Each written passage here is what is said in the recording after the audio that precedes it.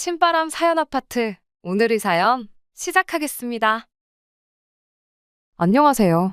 있는 거 없는 거 전부 다 다른 자식들 퍼주고 나서 이제 와서 사는 건 저희랑 살겠다는 시어머니와 연을 끊게 된 이야기하러 이렇게 찾아왔습니다.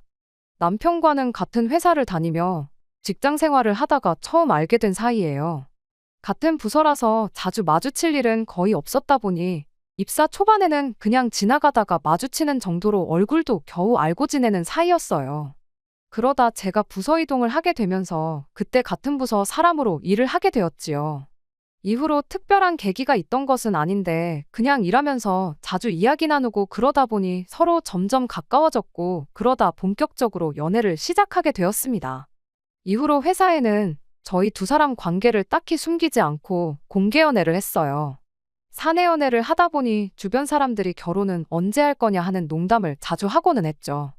그때는 무슨 결혼이냐며 아직 모른다 그런 식으로 받아치곤 했는데 그렇게 연애를 시작한 지 3년이 되니 어느덧 저와 남편은 결혼을 준비하고 있었습니다. 그렇게 직장 동료들의 축복 속에 3년간의 연애를 마치고 재작년 결혼을 했어요. 하지만 그때는 내 결혼 생활이 이렇게 흘러가리라고는 정말 상상도 못했네요. 저는 서울에서 차로 8, 9시간은 걸리는 지방에서 나고 자랐습니다.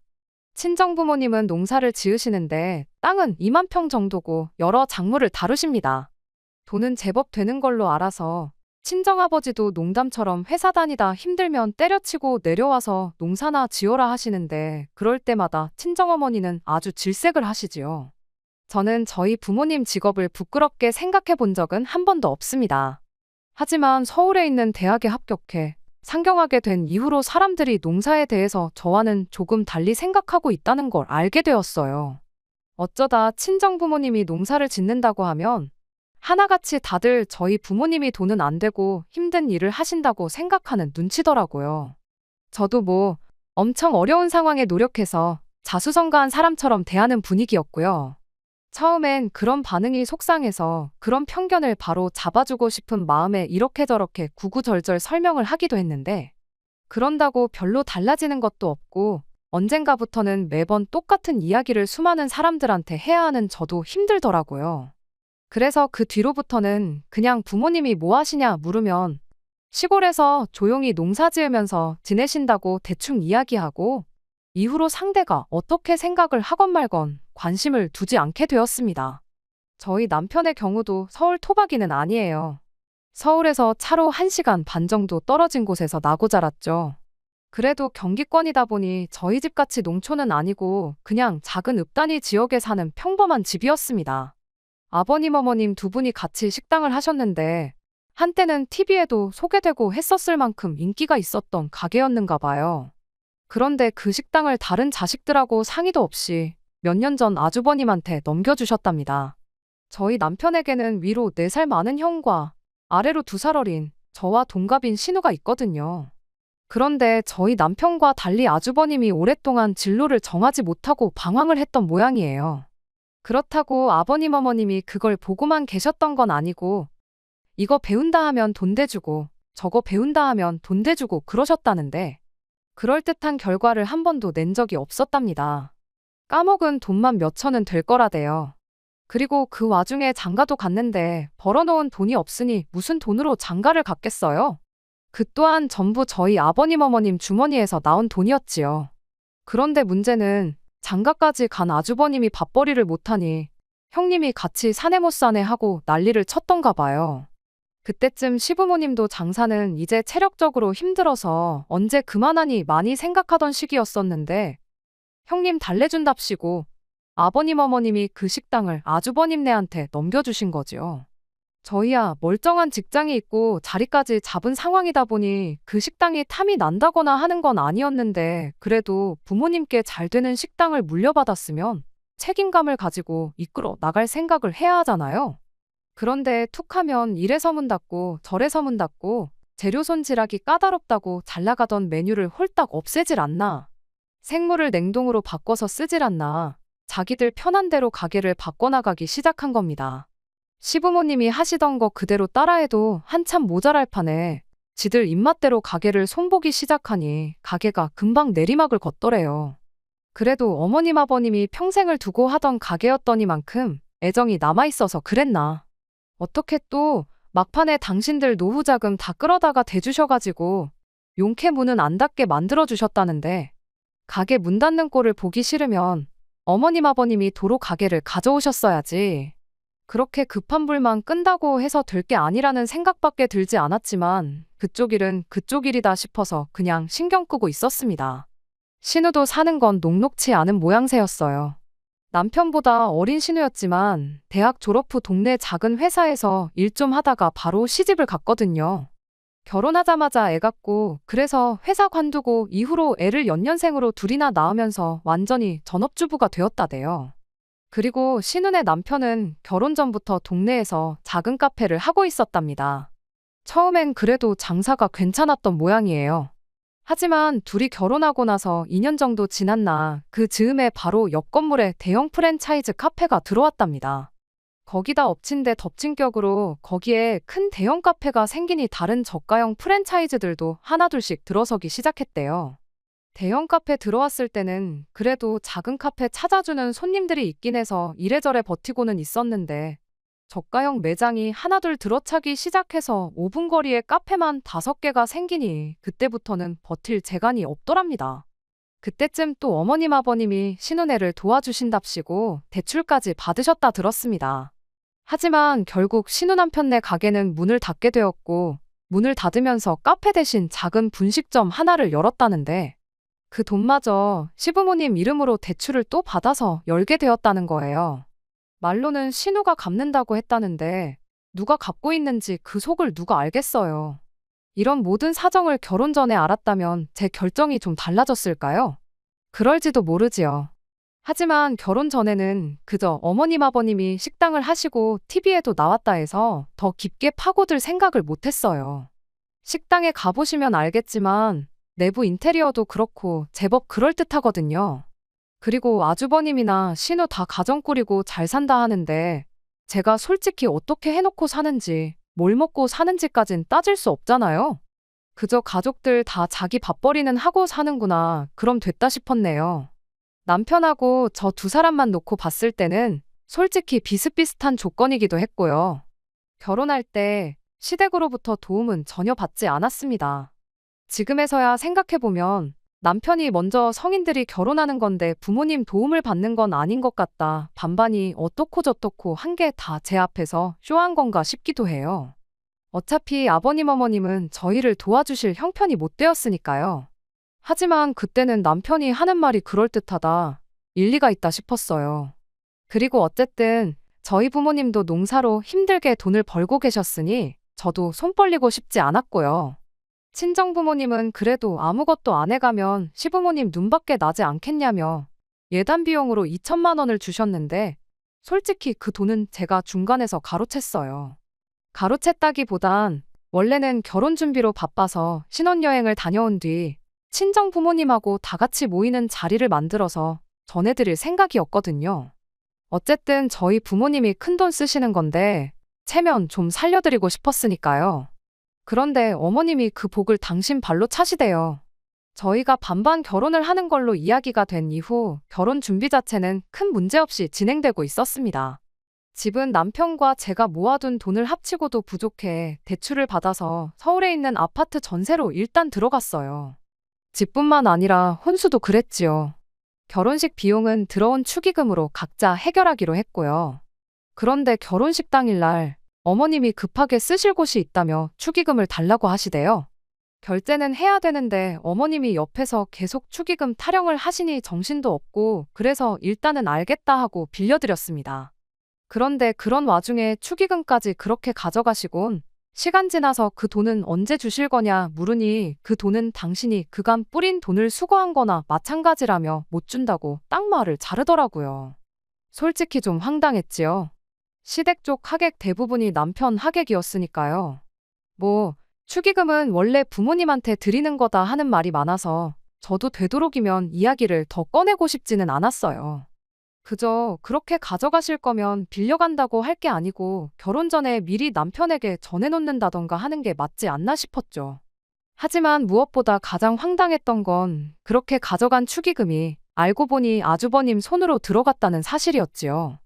나중에서야 알게 된 건데 아주버님이 그때 마침 급하게 식당 일로 돈이 필요했다나요?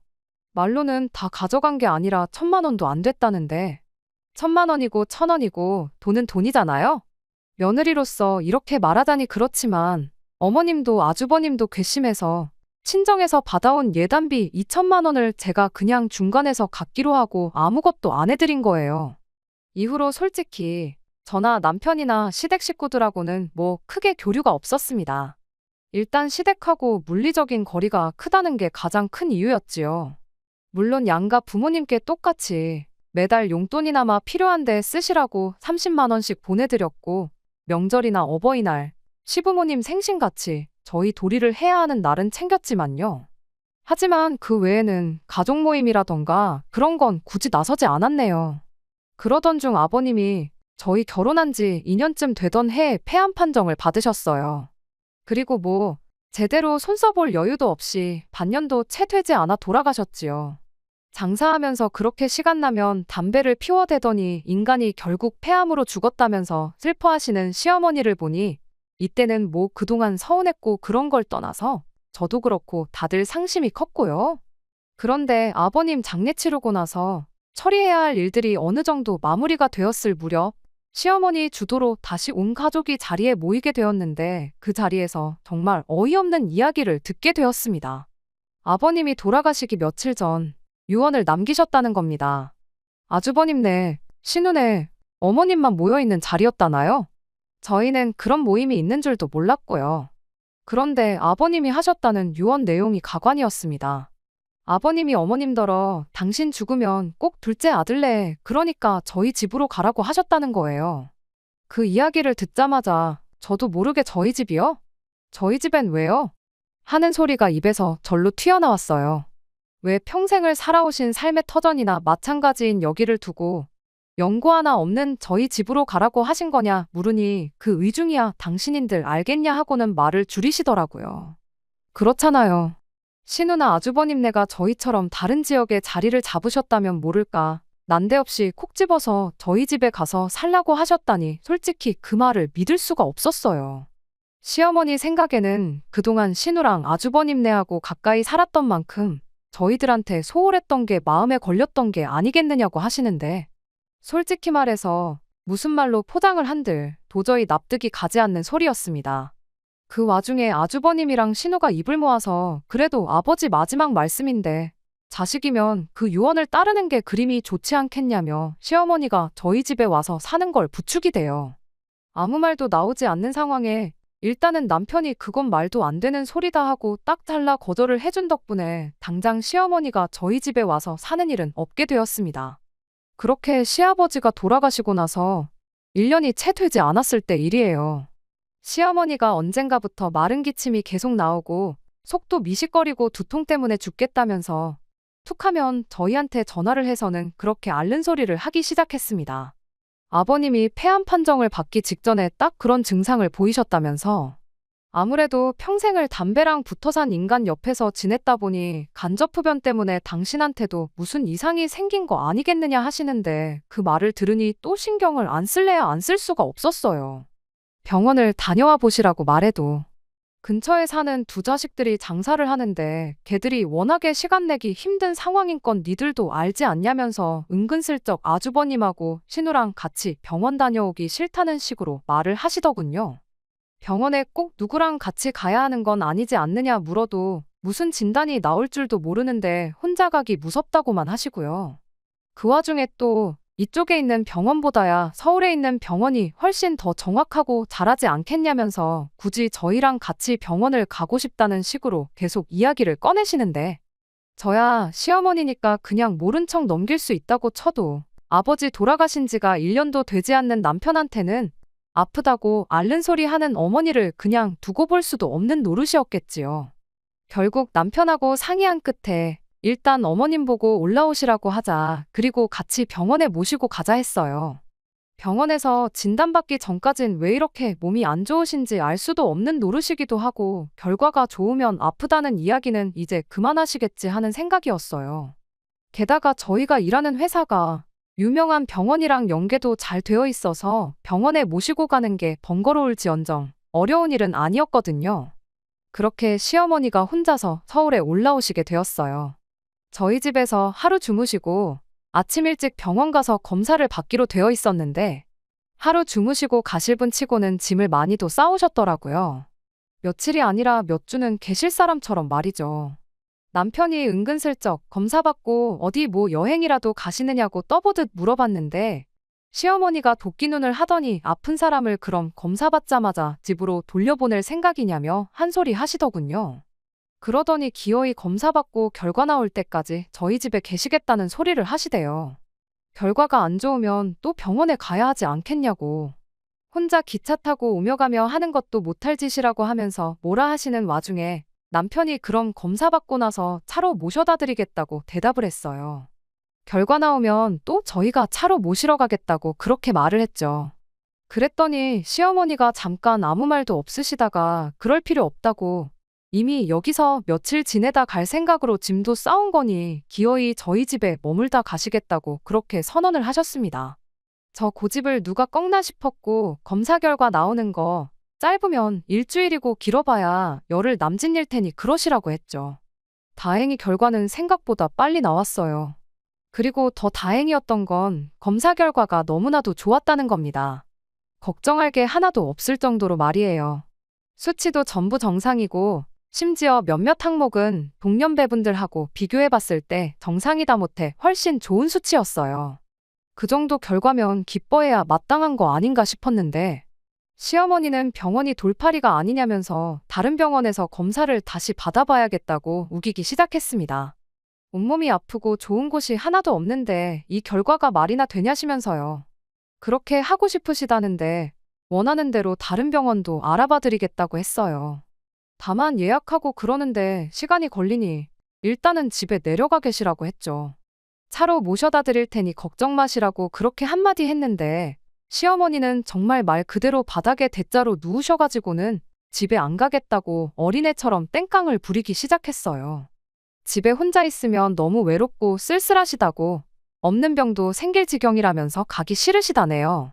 저희 집에 며칠만 더 있게 해달라고 말 그대로 떼를 쓰시더라니까요. 아버님 떠나시고 얼마나 외로우시면 저러시나 싶어서 매몰차게 할 수가 없더라고요. 다른 것보다 이러지도 저러지도 못하고 있는 남편을 보고 있자니 안쓰러워서 그래서 일단 며칠 더 계시라 했어요. 이땐 남편도 무척 저에게 미안해했고요.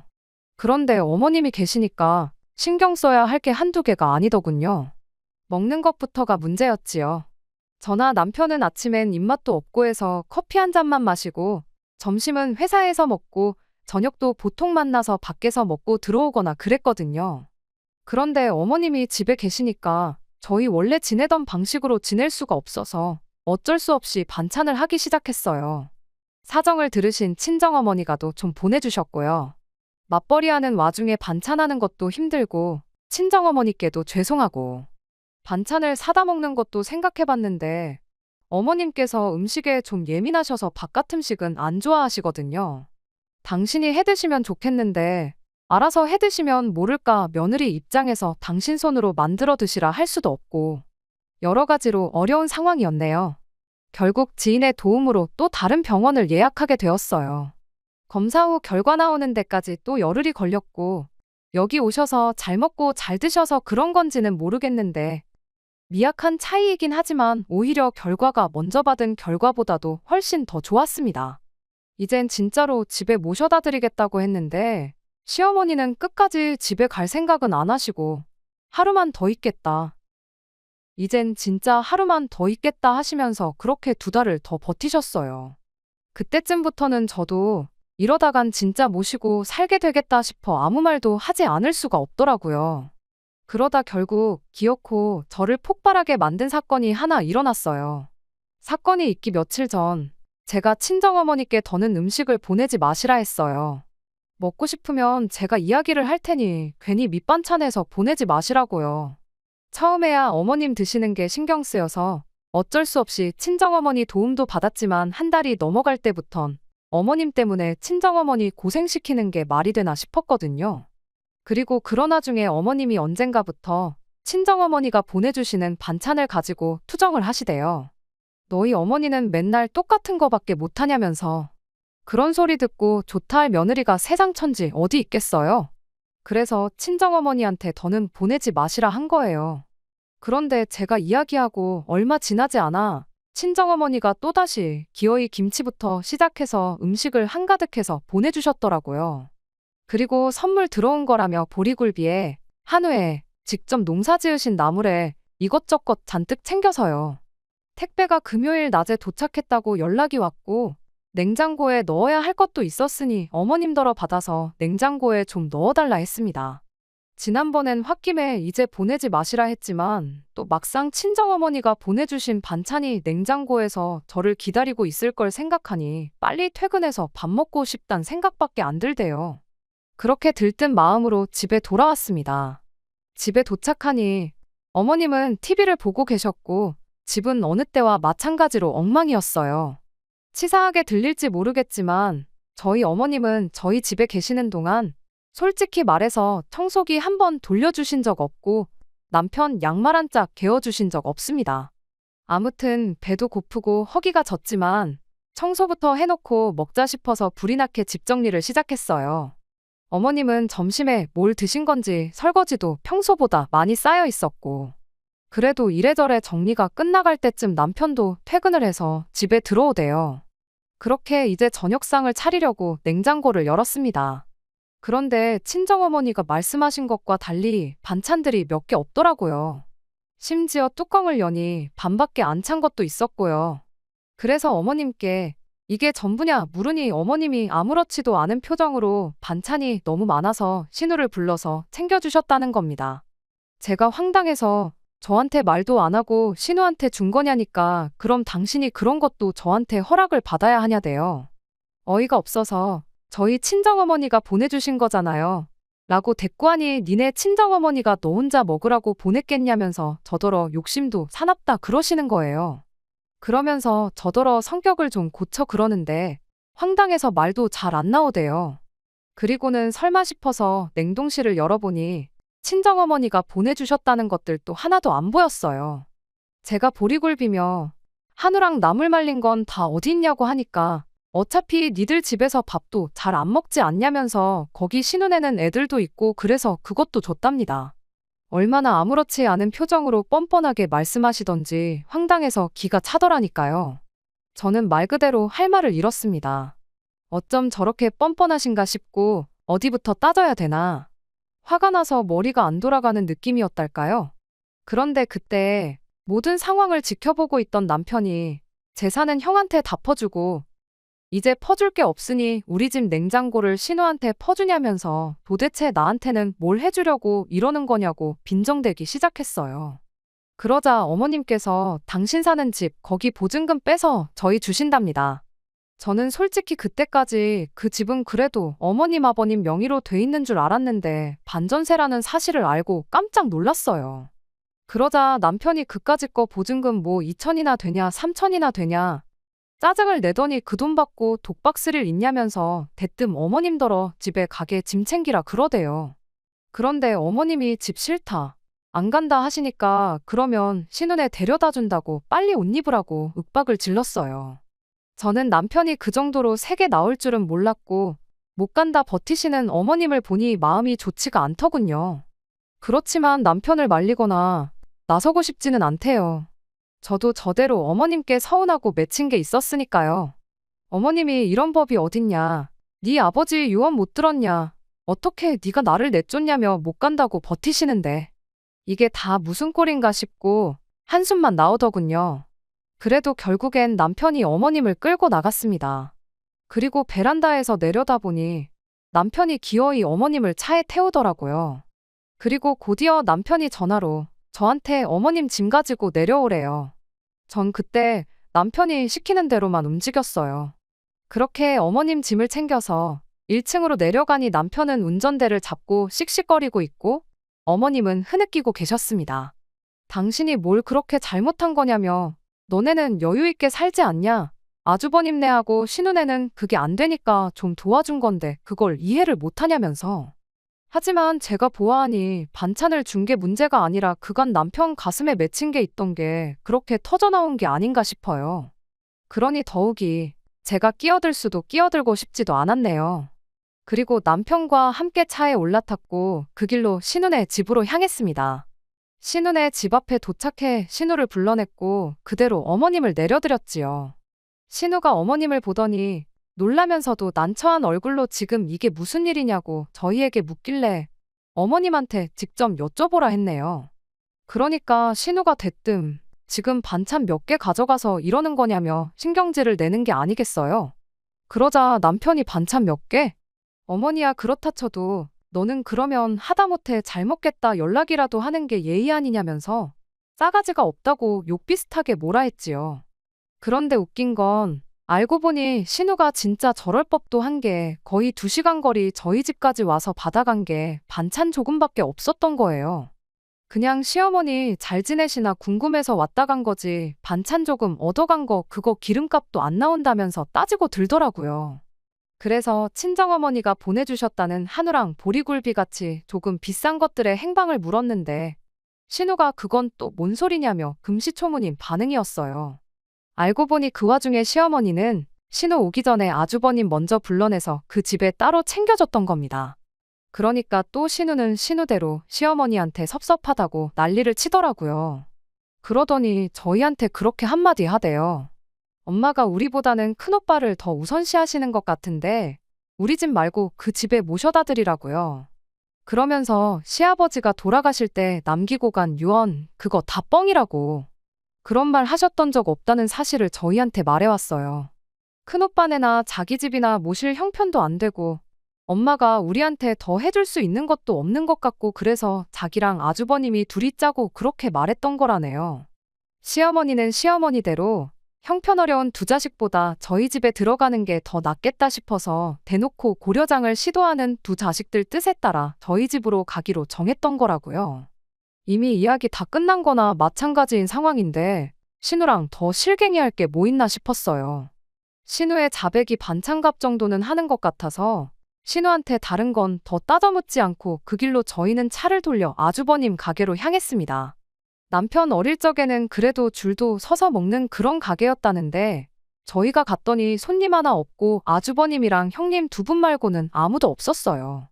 그 와중에 고기도 안 파는 가게에 고기 냄새가 가득한 게 저희 집에서 가져간 한우를 그새 구워 먹었나 보더라고요. 아주버님 입 근처에 기름이 번들번들해서는 당장 우리 두 사람 입에 풀칠하기도 힘든데 어머니까지 모실 여력이 안 된다면서 모시고 살 생각 없다고 딱 잘라 말하는데 참 재수 없다는 말 말고는 달리 표현할 말이 없었습니다.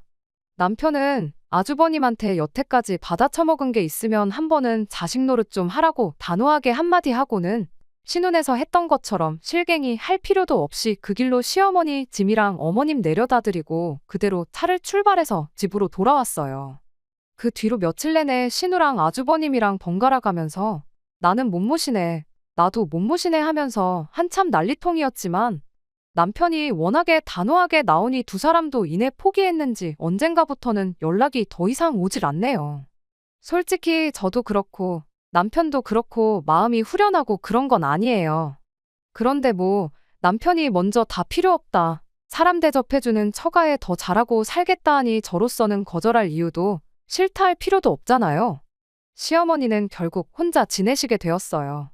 전 재산 뜯어먹은 두 자식들이 서로 못 모신다고 매일같이 싸워대는데 이러다 자식들끼리도 평생 안 보고 지내게 될까봐 그런 선택을 하신 것 같은데.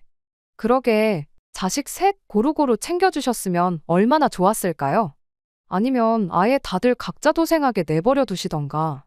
아무렴 다른 두 형제와 다르게 혼자 잘 자리 잡았다고 해도 조금이나마 시어머니한테 다른 형제들에 비해 차별받은 거 없었다 생각했으면 남편도 저렇게까지 단호하게 나오진 않았을 거라 생각해요. 시어머니 모시고 살고 싶지는 않지만 남편이 그동안 받은 게 있으니 그냥 두고 볼 수 없다고 나오면 저도 어쩔 수 없이 남편 뜻에 따랐을 거라는 생각도 들고요. 뿌린 대로 거둔다는 말이 딱인 것 같습니다. 새싹 하나 띄우기도 척박한 곳에만 열심히 씨를 뿌려대셨으니 시어머니가 그 열매를 수확하는 일은 아마 없을 것 같네요. 끝까지 들어주셔서 감사합니다. 오늘의 사연은 여기까지입니다. 구독과 좋아요, 알람 설정 부탁드리고 더 좋은 사연으로 다시 찾아뵙겠습니다. 감사합니다.